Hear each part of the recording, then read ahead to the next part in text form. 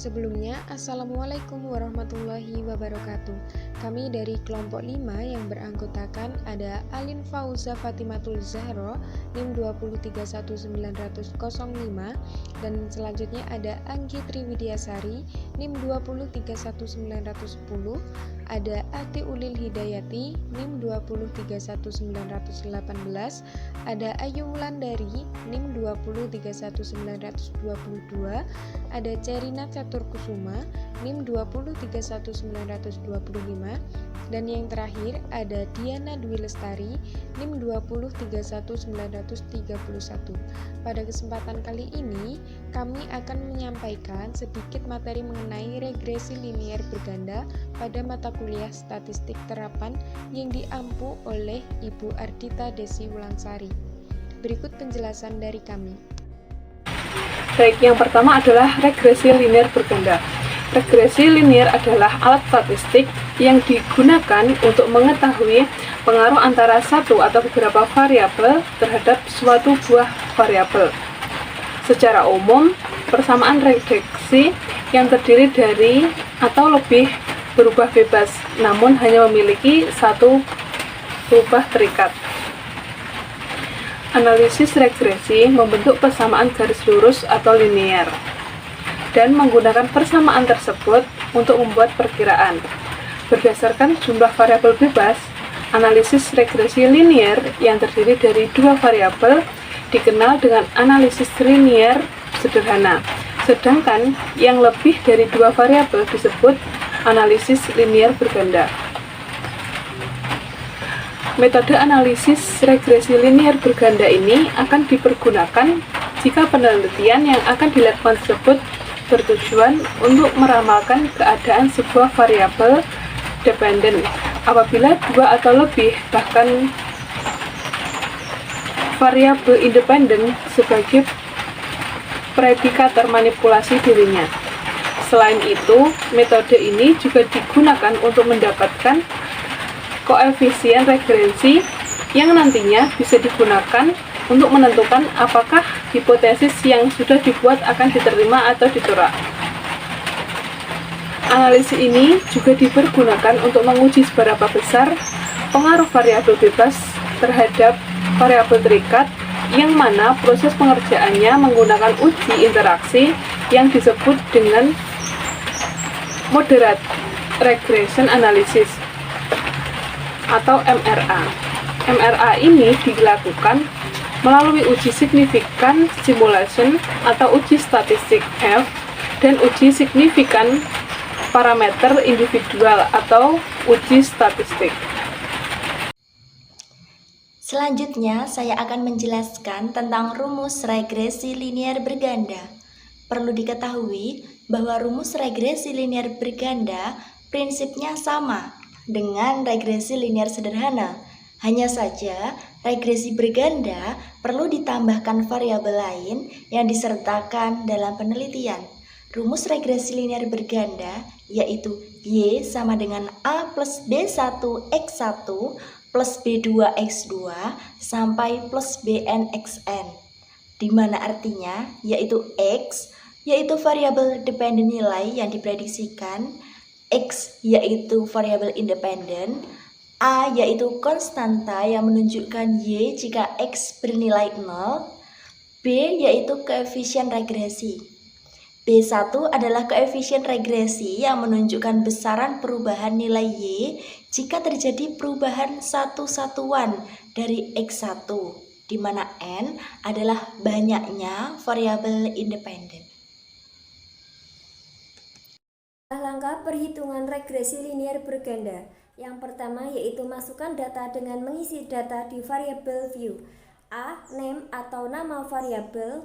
B. Tipe yaitu jenis variabel. Di situ terdapat numerik, tanggal, nominal, teks atau string. Yang C yaitu width, lebar kolom dalam tampilan data view. Secara otomatis biasanya berisi 8 karakter. Yang D yaitu huruf D, jumlah digit di belakang koma. E. Label, penjelasan lebih lanjut dari nama variabel. Misalnya, dalam nama variabel berisi receipt, kemudian labelnya diisikan dengan responden identity. Yang F yaitu value, nilai variabel, misalnya 1 sama dengan laki-laki, 0 sama dengan perempuan. Yang G yaitu missing atau perlakuan untuk nilai yang kosong. H kolom atau lebar kolom. I alik atau rata kiri, rata kanan, dan rata tengah. J measure atau ukuran variabel yaitu skala, ordinal, atau nominal. Langkah yang kedua yaitu dari menu utama SPSS, pilih menu analisis, kemudian regression dan linear.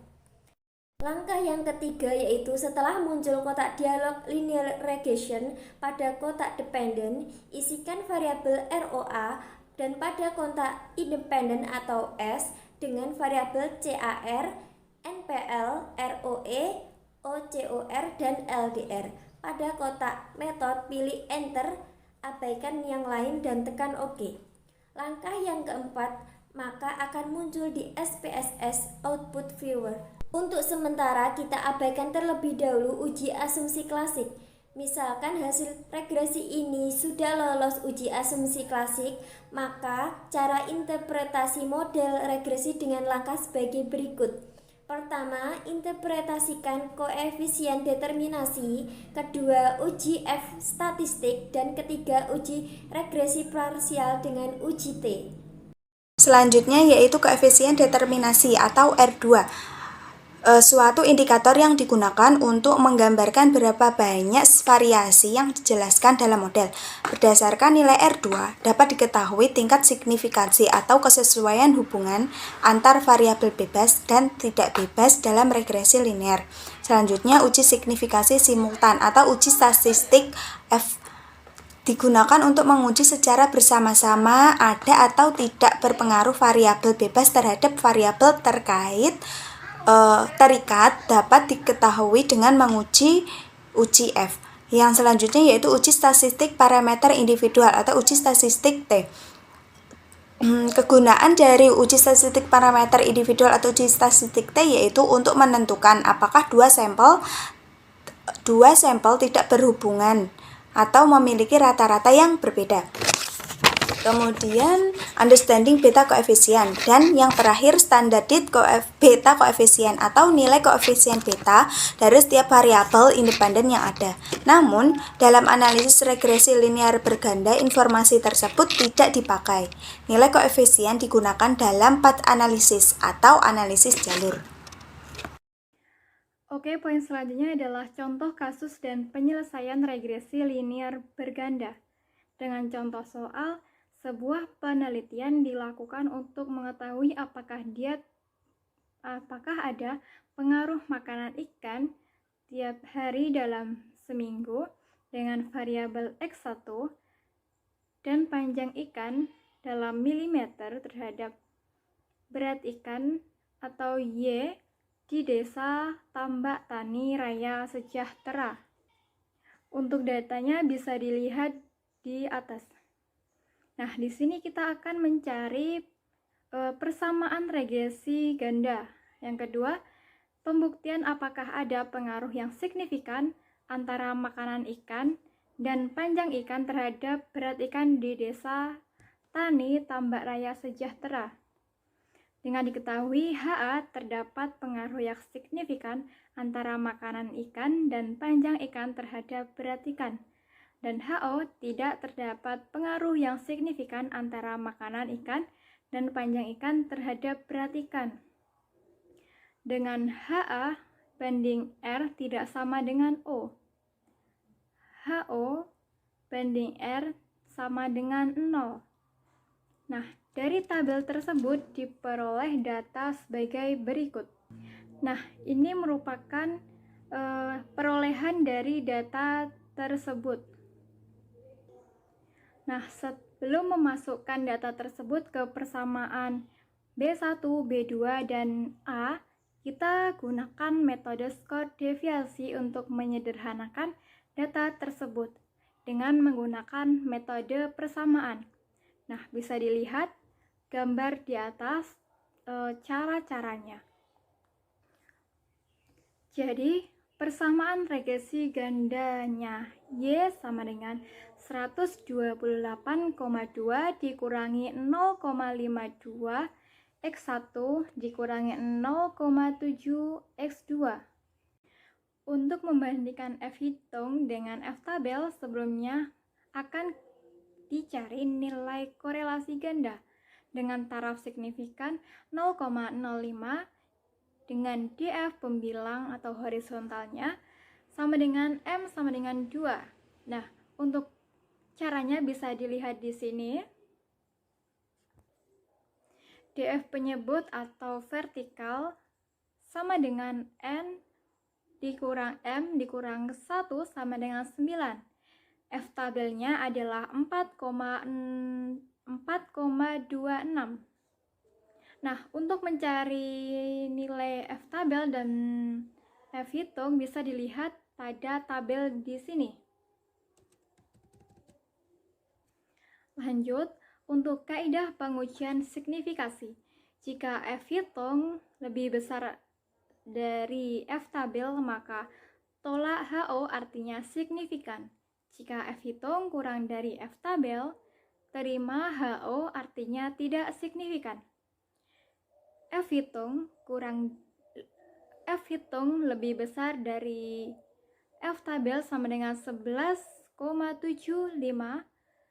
4,26 berarti HO ditolak dan HA diterima. Baiklah, di sini saya akan melanjutkan materi yang disampaikan oleh Mbak Diana mengenai pengujian program menggunakan aplikasi SPSS versi 16. Adapun langkah-langkah dalam pengujian program tersebut yaitu yang pertama, dengan membuka aplikasi SPSS versi 16 seperti gambar di samping. Kemudian klik variabel view, klik name X1, X2, dan Y pada label, dan sesuaikan dengan data Excel seperti makanan ikan sebagai X1, panjang ikan sebagai X2, berat ikan sebagai Y, seperti gambar di samping. Kemudian klik view dan akan muncul 3 variabel X1, X2, dan Y, lalu input data yang ada di Excel. Selanjutnya, buka Excel lalu salin data di SPSS seperti gambar di samping. Kemudian klik Analyze, lalu Regression, dan Linear. Pada variabel berat ikan Y dipindah ke kolom Dependent, untuk makanan ikan sebagai X1 dan panjang ikan sebagai X2 dipindah ke kolom Independent, kemudian klik OK. Kemudian akan muncul output regression seperti gambar di samping. Jadi dapat disimpulkan bahwa antara variabel bebas makanan ikan X1 dan juga panjang ikan X2 dengan variabel berat ikan Y memiliki hubungan yang signifikan atau sangat kuat. Cukup sekian yang dapat kami sampaikan. Apabila banyak kurangnya kami mohon maaf. Semoga ilmunya bermanfaat. Billahi taufik walhidayah. Wassalamualaikum warahmatullahi wabarakatuh.